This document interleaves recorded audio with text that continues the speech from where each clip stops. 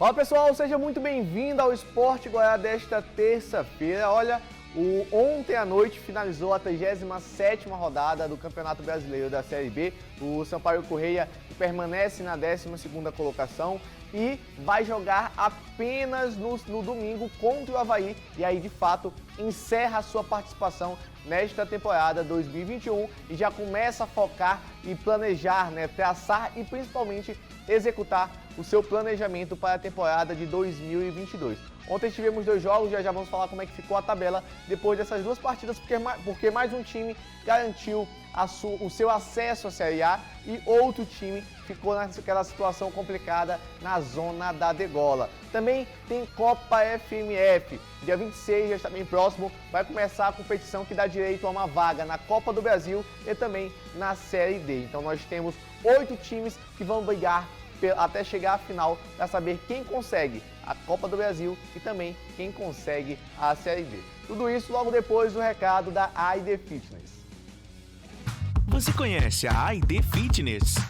Aqui temos uma estrutura completa esperando por você, com academia para musculação, um espaço perfeito para pilates, além de aulas de hitbox e fit dance para você dançar bastante e queimar as calorias. Contamos também com profissionais excelentes e altamente capacitados. Marque já sua aula experimental conosco. WhatsApp 99199-9131.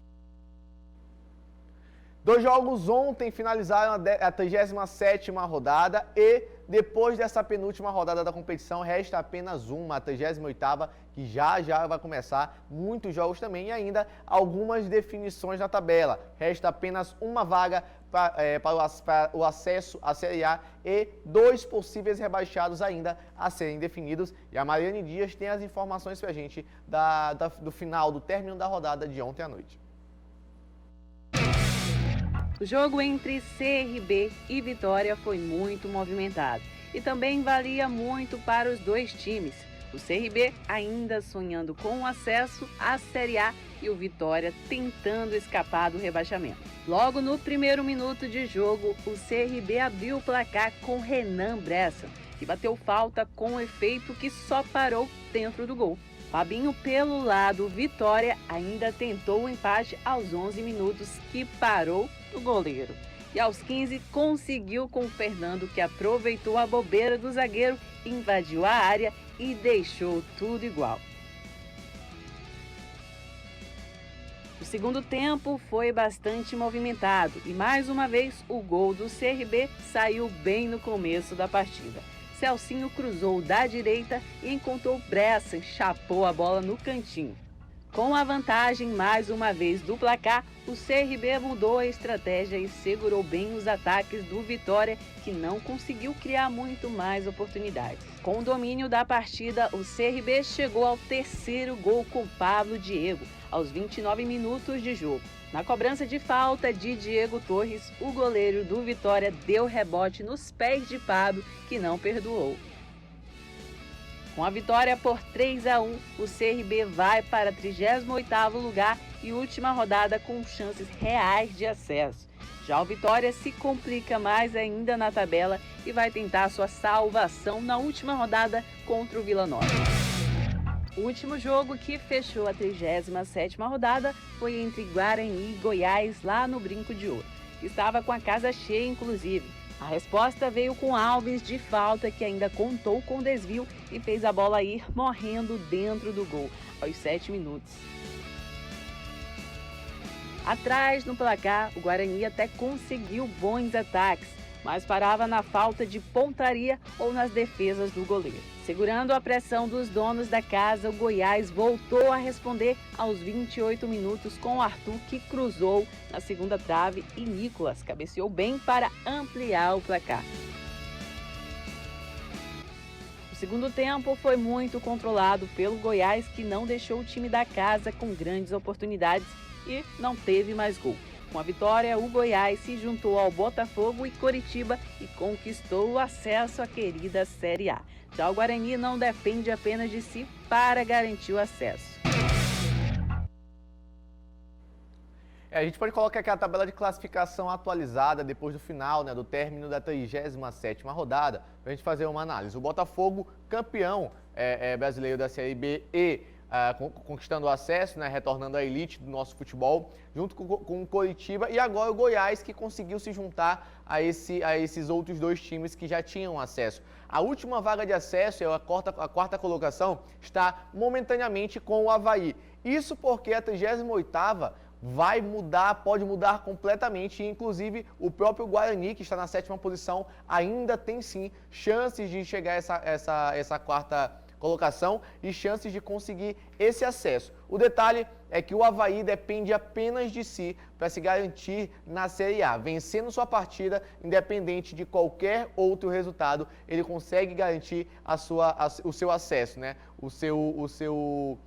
O lugar lá na Série A da competição. Já o CRB, o CSA e o Guarani dependem não só de si, mas também de um tropeço do próprio Avaí, para poder então os times conseguirem avançar um pouquinho na tabela de classificação. Em seguida vem o Náutico e o Vasco, e a partir da 8ª colocação são times que já não têm muito a ganhar, né, perspectivas na tabela. O Náutico, o Vasco, o Vila Nova, o Brusque, o próprio Sampaio Corrêa e o Cruzeiro, além da Ponte Preta, ficam numa situação, junto com o Operário também, que não tem muito mais o que buscar na competição, porque já ficam naquela parte intermediária, nem de acesso, nem de rebaixamento. Aí vem o Remo, que ainda briga contra o rebaixamento, junto com o Londrina e o Vitória. E aqui outros confrontos que vão sim movimentar a tabela, porque o Confiança e o Brasil de Pelotas já estão rebaixados, mas o Vitória e o Londrina ainda têm chance de escaparem do rebaixamento. O detalhe é que é só o Remo, só um deles dois vai poder se salvar, e o Remo depende apenas de si também, em vencer sua partida ou até mesmo um empate, e aí os critérios técnicos de desempate vão entrar em ação, pode garantir a sua permanência na Série B. Enquanto isso, o Londrina e o Vitória querem jogar muita bola e vencerem suas partidas para então tentar e secar, inclusive, o Remo, para tentar garantir essa sua permanência na Série B. O Sampaio Corrêa, como a gente viu, está na 12ª colocação e vai jogar justamente contra o Avaí, que é o 4º colocado na tabela. O Sampaio Corrêa não tem grandes pretensões na competição, a não ser tentar vencer e tentar buscar uma posição um pouco melhor na competição, mas o Avaí tem muito em jogo, o Avaí depende e defende ali o seu acesso, né? Entrar naquele pelotão dos 4 primeiros para então jogar a Série A no ano que vem. O Avaí tem que vencer o Sampaio Corrêa. Vencendo o Sampaio Corrêa não depende mais de ninguém para poder conseguir seu acesso. Já o Sampaio Corrêa sem grandes pretensões e com inclusive desfalques, porque o Meia Nadson sofreu uma lesão de grau 2, não joga mais esse ano, mas é um nome para permanecer no Sampaio Corrêa sim para 2022, para a próxima temporada. Os dois laterais, direito e esquerdo, o Watson, o direito, e o Alisson, esquerdo, estão sendo ainda avaliados pelo departamento médico por conta de lesões menos sérias, mas estão sim sendo avaliadas para saber se vão poder ter condição de jogo para jogar no final de semana, no domingo, contra o Avaí. Então o Sampaio Corrêa voltou a treinar apenas ontem à tarde, final de semana foi de descanso. O Sampaio Corrêa jogou na semana passada, iniciando a rodada contra o Cruzeiro em casa, empatou em 1-1, descansou o final de semana, é final de temporada já para o Sampaio Corrêa, já conseguiu se manter na Série B por mais um ano, o que é um feito muito interessante para um time maranhense. Então assim, os jogadores naturalmente já vão relaxando um pouco mais, alguns jogadores já começam, né, a ter negociações com a diretoria do clube para saber se permanecem ou se não permanecem para a temporada que vem. E o Sampaio Corrêa, inclusive, vai ser mais uma vez um dos grandes pretendentes, quem sabe, é o time a ser batido, na verdade, no Campeonato Maranhense do ano que vem. Já larga com um time, com uma base de time muito forte em relação aos outros disputantes da competição. Então, Sampaio Corrêa vai conseguir definir, o técnico João Brigatti vai conseguir definir, na verdade, o elenco, né, o time que vai viajar para jogar contra o Avaí apenas ali na quinta-feira, quarta-feira, depois da avaliação do departamento médico, inclusive depois também de algumas conversas internas, né, de permanência ou não dos jogadores do Sampaio Corrêa. A gente vai para um rápido intervalo e na volta tem Copa FMF, que já começa essa semana, e são muitos jogos e os times só buscam duas coisas, ou a Copa do Brasil ou o acesso à Série D da competição.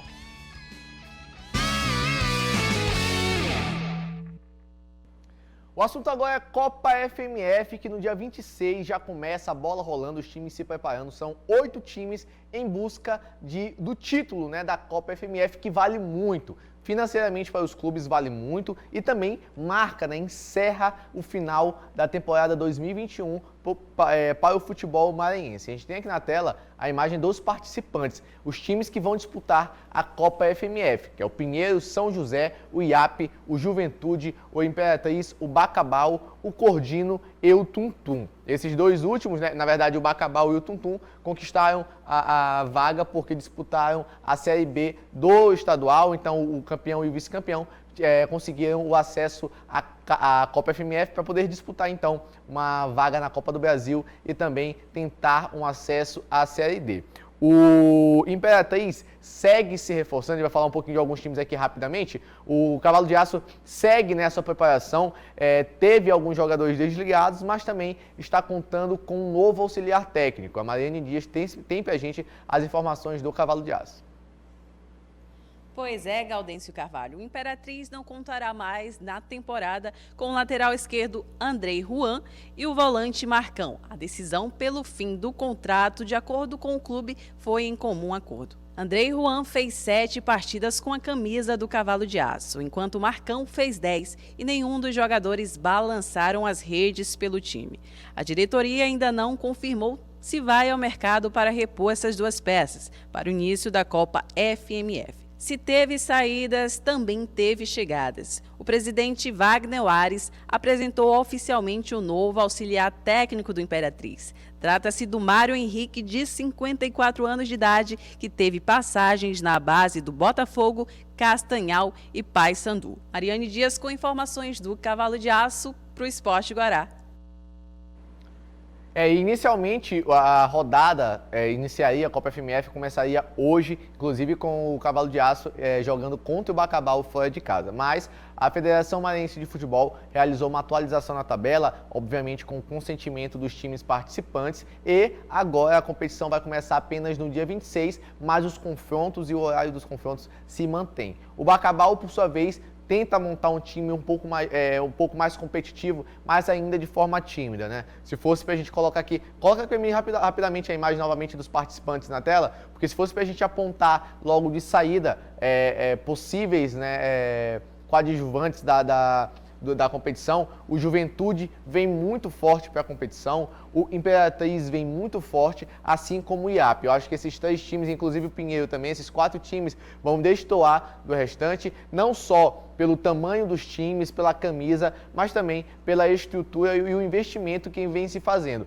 Muito se fala do Cordino, de estar montando um time muito experiente com o Ulisses, e a gente sabe que o Ulisses consegue carregar o piano nas costas quando está no Cordino, mas também o Juventude não deixa de ser muito forte, juntamente com o Cavalo de Aço, que já venceu seus 2 primeiros amistosos da fase de preparação, né, de pré-Copa FMF, e agora vai jogar contra o Bacabal. De saída, esses times que eu falei provavelmente já vão vencer suas partidas e aí vai se afunilando até chegar à final da competição. O IAP vai fazer o jogo em casa, o IAP joga em casa, inclusive com a presença de torcida, já manifestou esse interesse, essa divulgação da venda dos ingressos para o jogo que vai acontecer. A gente tem aqui as imagens da venda de ingressos, né, das informações que são sim muito importantes e pertinentes para a torcida do IAP, para quem quiser participar dessa partida e assistir esse jogo, porque existe a possibilidade, está marcado para o Estádio Castelão,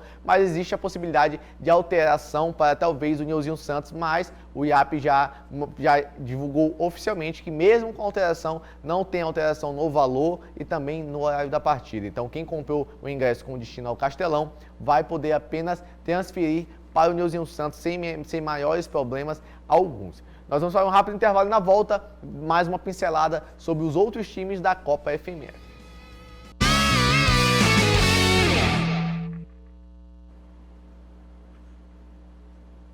Ainda sobre a Copa FMF, agora falando um pouquinho do Juventude Samas, porque o Juventude Samas segue se preparando sim para a competição, realizou também 2 amistosos contra as seleções de próximo ali de São Mateus, né, da cidade, e venceu os 2 amistosos também. Obviamente, preciso nem falar que seria assim uma obrigação dos times como o Cavalo de Aço e o próprio Juventude vencer esses times menores, porque são times profissionais e com estrutura também, além de um elenco muito mais capacitado.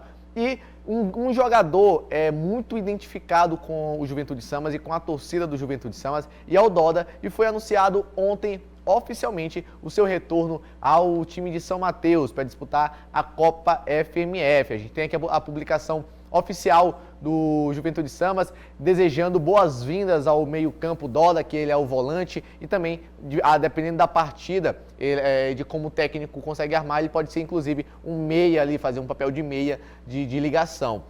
Tem reforço na área, o volante Doda retorna ao Juventude Samas após atuar pelo Cordino na disputa da Série B do Maranhense. Profissional de 26 anos, natural do Governador Nunes, com passagens pelo Motoclube Horizonte, dentre outros. Esse retorno marcará sua volta pela segunda vez ao Poraquê. Bem-vindo, Doda, juntos venceremos. Lembrando que o Doda estava na Série D e também no Campeonato Maranhense já de 2021, justamente pelo Juventude Samas, onde é titular absoluto, ele mandava ali no meio de campo pela consistência defensiva dele também como uma das lideranças do clube. Saiu depois que o Juventude foi eliminado da 4ª divisão, foi jogar a 2ª divisão do estadual e agora retorna ao Juventude Samas para mais esse desafio que é a Copa FMF e que, mais uma vez, vou reforçar, é a pepita dos olhos de ouro de todos esses 8 times, porque eles necessitam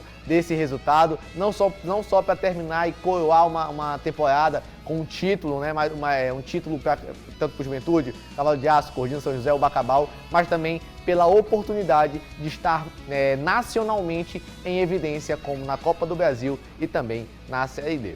O Sport Goiás vai ficando hoje por aqui, amanhã nós estamos de volta com muito mais informações.